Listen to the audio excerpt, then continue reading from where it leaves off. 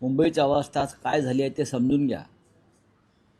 उगाचच वातावरण बिघडेल अशा प्रकारची वक्तव्य कृपा करून करू. बिहारचे एक मंत्री अशोक चौधरी मला वाटतं त्यांचं नाव, त्यांनी एक आव्हानाची भाषा केलेली की बिहार भवन आम्ही महाराष्ट्रात बांधून दाखवू.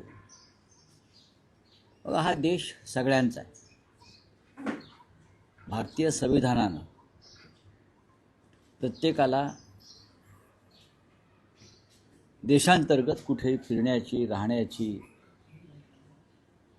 नोकरी करण्याची, काम करण्याची अधिकार दिलेला आहे. आणि हे संविधान आम्हालाही माहीत आहे. आता ही जी भाषा आहे बिहारच्या मंत्र्यांची, ती अधिक त्यांना संयमी आणि सौम्य शब्दात वापरता आली असते. मुंबईत बिहार भवन त्यांना कशा करता बांधायचं आहे? पाटण्याचा विकास करावा, बिहारचा विकास करावा. पण मुंबईमध्ये बिहारच्या जनतेची इथे जे रोजगाराला येतात त्यांची संख्या जास्त झाल्यामुळे त्यांना असं वाटतंय की बिहार भवन इथे बांधावं. इतर राज्यांची सुद्धा भवनं मुंबईत, नवी मुंबईत उभारली गेली. माझं राज्याच्या मुख्यमंत्र्यांना असं आव्हान आहे, देवेंद्र फडणवीसांना, मुंबईमध्ये किंवा मुंबईच्या आसपास बिहार भवन उभारण्यासाठी तुम्हाला जमीन द्यावी लागेल. जमीन तर ते पाटण्यावरून आणणार नाहीत ना. मग त्यासाठी तुम्हाला एक सर्वपक्षीय बैठक घ्यावी लागेल. घ्या आणि लोकांना सांगा की मी मुंबईत बिहार भवनला जागा देतोय आणि त्या बदल्यात आपण बिहार सरकारकडे एक मागणी केली पाहिजे की पाटण्यामध्ये आम्हाला 5 एकर जागा द्या, आम्हाला महाराष्ट्र भवन उभं करायचं. का महाराष्ट्रातले असंख्य लोक जातात, गयाला जातात, पाटण्याला जातात, इतर ठिकाणी जातात.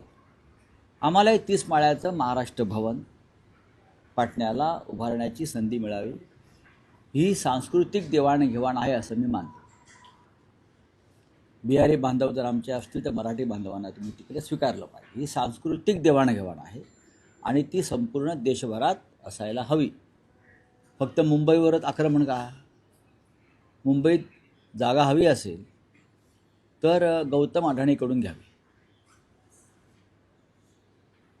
बाजारभावाने, FIR सह. सरकारकडून हवी असेल तर सरकारनं त्या बदल्यात बिहार सरकारकडे 5 ते 6 एकर जागा पाटण्यामध्ये, Gola road, Bailey road, new Pataliputra colony हे महत्त्वाचे तिकडले चांगले भाग आहेत बरं का, चांगल्या वस्त्या आहेत. तिथे आम्हाला 5-6 एकर जागा तुम्ही द्या, आम्हाला तिथे महाराष्ट्र भवन बांधायचं, आमची काही अडचण नाही आहे. आम्ही देशाचं संविधान मानणारे लोक आहोत मिस्टर चौधरी, बरं का. तुमच्यासारखे आकांड तांडव करणारे लोक आम्ही नाही आहोत. पण मुंबईची परिस्थिती समजून घ्या. मुंबईची अवस्था आज काय झाली आहे ते समजून घ्या. उगाचच वातावरण बिघडेल अशा प्रकारची वक्तव्य. मराठी बातम्यांसाठी जन्मत लाईव्हला लाईक करा, सबस्क्राईब करा आणि बेल आयकॉनला दाबायला विसरू नका.